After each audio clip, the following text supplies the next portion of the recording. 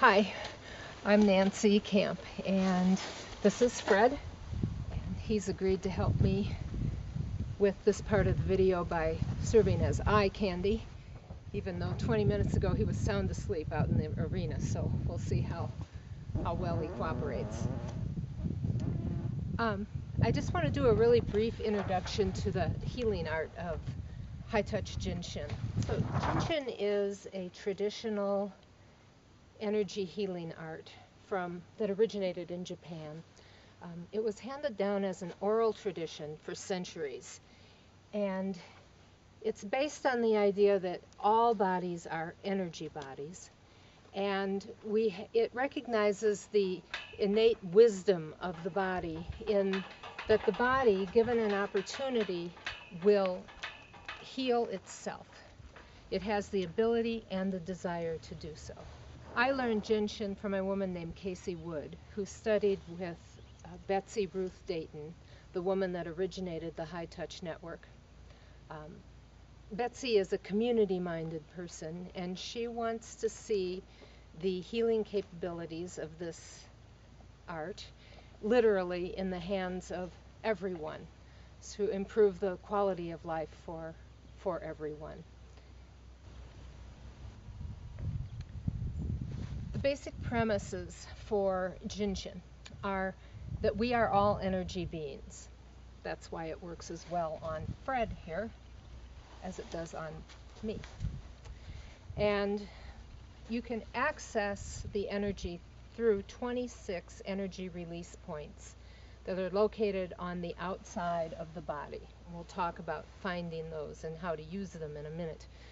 But these energy release points serve as a place where we can listen to what's going on in the body and then facilitate a change if an energy pattern is being blocked. Jin Shin recognizes 7 cycles as the energy goes from the outside of the body to the very inner core, which is often called the God Source. The God Source represents the center of our being, and it represents who we really are. So as the energy cycles in to the God Source, it clears out blockages and inconsistencies that don't belong there and are interfering with the purity of our energy being. Once it gets to the God Source, there is a still point, and then as it hangs out there, it vitalizes the God Source and then begins to cycle back out. And as it cycles out, it brings vitality and lets us and who we are shine in the world. We'll talk more about the depths in level 2. For now, I want to get familiar with the energy release points themselves. These points have been identified by Jin Shin as points where the body can send a message that some aspect of our consciousness needs to be addressed. We'll see that each of these points has a name and a spirit. This name and the nature of the spirit of the point provides the facilitator with a focus while holding that point. When we touch a point on the outside of the body, one of these energy release points, we are taking a reading and finding out what's going on in the body on many levels. So I've been shown 3 different ways of putting my hands on a body to facilitate contacting the energy or communicating with the energy and working with a flow. And I know that other ways exist in other disciplines. So rest assured you will find whatever way or combination of ways works for you. And it is very important that you understand that your intent is much more important than your technique. So the first technique uses your whole hand. You think about the energy in your palm, and you place the hand over a point. When you do this, you will often feel heat emanating in the palm of your hand. And you can also do an energy sandwich, which is just to go to an area and put your hands one on each side of that area. When you use the entire palm of your hand, you affect the energy in a very generalized way.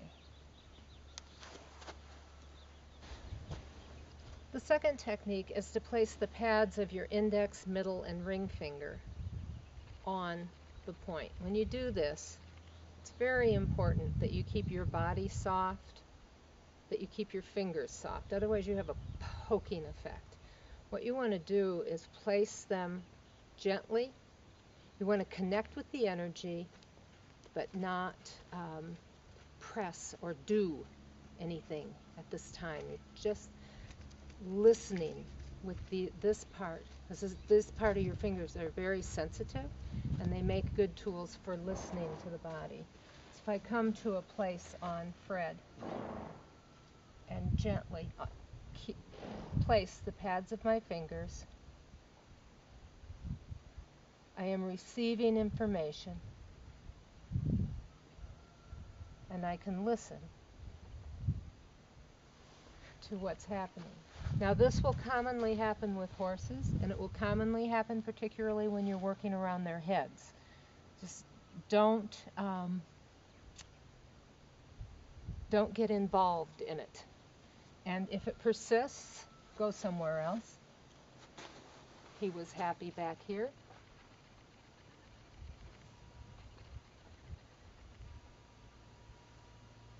I have just the pads of my fingers gently placed on an energy release point.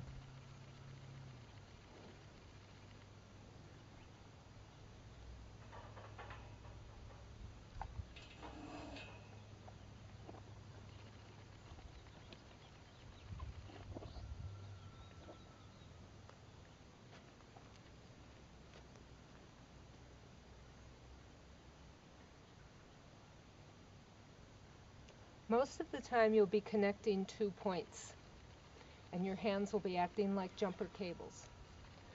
When you're not, when you're just on 1 point like this, or his neck just popped when he rolled it over this way for a release, be sure to keep both hands in connection. And you can feel that. If you have a friend, ask them if they can feel the difference. If you put one hand on them and think about the energy under your fingertips versus putting that hand on them, thinking about the energy in exactly the same way, but also making contact with another hand. So it's important that you always have a two-hand contact with the being that you're working with. Okay, the third way that you can use your hands is to access the energy that comes from the ends of your fingertips. This energy gives you a strong means of communicating with the body, but it does emphasize talking to the body rather than listening to it. And for the most part, especially when practicing Jin Shin, I find that listening is a much better approach. We want to know what's going on with the body. We listen from a place of humility. And in Jin Shin, we are not doing flows, we are facilitating energy flows. So we want to operate from this place of humility. We aren't directing. It's better that we just listen and have an effect. Because when we listen, we tap into our instincts, and our instincts are best listened to rather than overridden. So horses will often object to this as a little bit too much energy coming from your hands. But there are times when you may want to intentionally direct some energy out of your fingertips. we'll see what Fred thinks. Because if I listen here, if I have my palm, oh, sweetie. If I have my palm on him, I'll have to do it back here. There we go.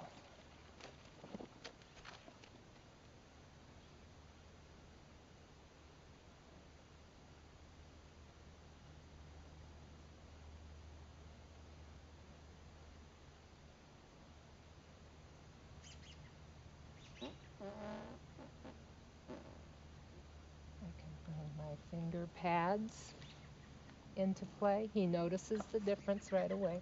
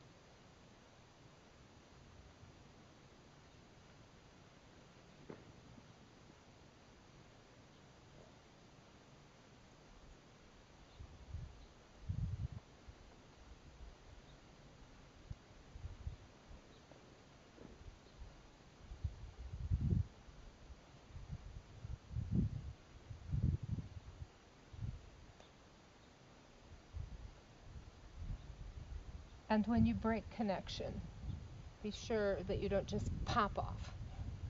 You want to come away. Indicate, lighten your touch. Indicate that you're going to come away before you do so.